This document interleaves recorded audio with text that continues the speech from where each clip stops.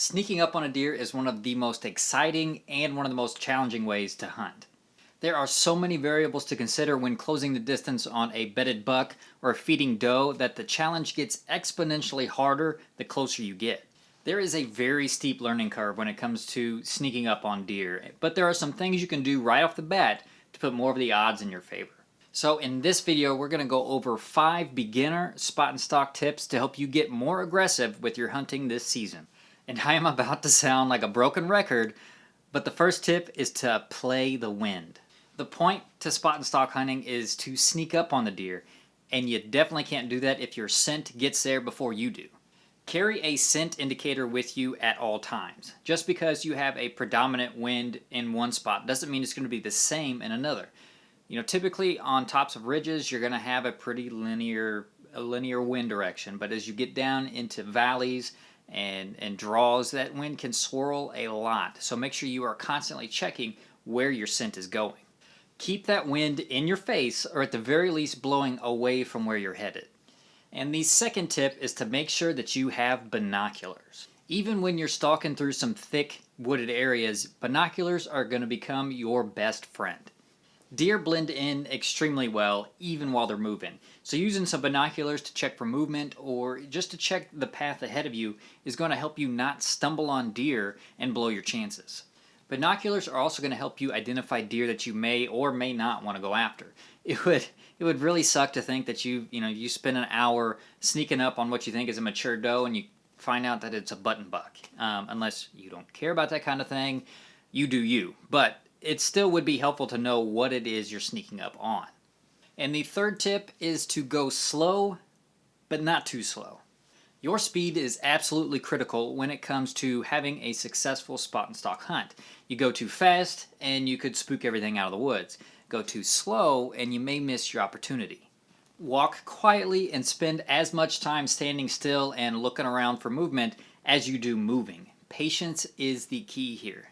Walk heel to toe when you do move and use the terrain to your advantage. And the fourth tip to spot and stalk hunting is to have a plan of attack when you do find a deer you want to go after. Plan the most efficient and logical approach to that deer. Very rarely is a straight line going to be the best bet for you. Plan a route that will take you ahead of where that deer is heading and keep you downwind of it. Also, use your binoculars to kind of glass around, make sure there aren't any other deer in the area that you might spook when you're trying to sneak up on the one you want.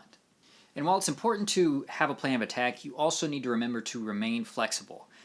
Watch that deer for a little while, see how it's reacting, where it's feeding to, because most of the time it's not going to go exactly where you think it's going to go. It's going to go, it's going to feed away from you, or it may even come right at you.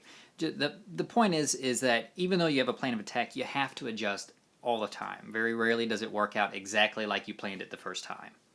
And the fifth tip to spot and stalk hunting is to make sure that you are dressed appropriately. Wear one less layer of clothing than you would if you were still hunting. Unless it's really hot out, then, wear your normal clothes. Don't hunt naked. Or at the very least, don't film it. And make sure your camo pattern matches the terrain. If you're hunting in an area that has no cedar trees, then it makes no sense to walk around looking like a Christmas tree. There are plenty of camo patterns out there, and most of them will match, the whitetail's normal habitat range. Just kind of pay attention to those subtle details, and you will blend right in. Another factor is to make sure that your clothing is quiet. Do you remember that annoying kid in grade school that wore that full body tracksuit every day, and you could tell exactly where he was no matter how far away you were? Yeah, you need to make sure your clothes don't sound like that. They don't make that annoying swish sound every time you take a step. Just, try on your clothes, learn how they sound, and you should be okay. And if you've got any, loose buckles, loose straps, anything like that on any gear you have, make sure you strap that down so it doesn't give you away when you're walking. And you may even consider losing your boots. You're going to be much quieter walking around in your socks than in those, heavy hiking boots or your rubber boots. It's a very small detail, but it could mean the difference between getting, within 50 yards and then getting within 20 yards. So that was 5 tips to effectively spot and stalk hunting. If you have any more tips and tricks, leave those down in the comments below. Make sure you hit that like button if you like this video, share it if you found it helpful, and make sure that you are subscribed so you can stay informed.